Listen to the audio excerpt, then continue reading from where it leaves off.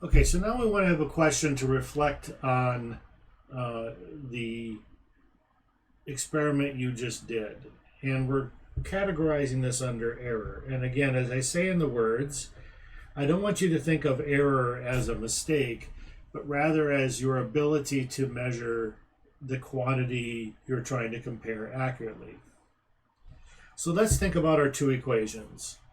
We are comparing the kinetic energy, which we know is 1/2 mv squared, and we're comparing the potential energy, mgh.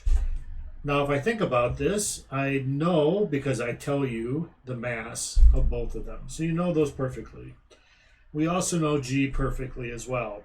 So what I'm trying to compare is, how well can I measure the speed of the marble when it hits the ground compared to the height of the marble from when I released it from the top?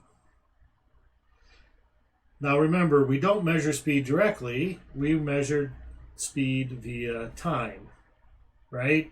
We said that the speed was equal to this g, 9.8 times t.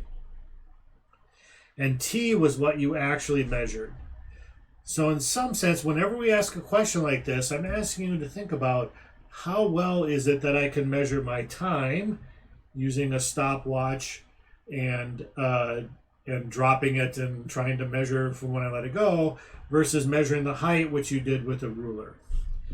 In fact, another way to get at this answer is to think about the fact you measured time 5 times. And how different were those from each other?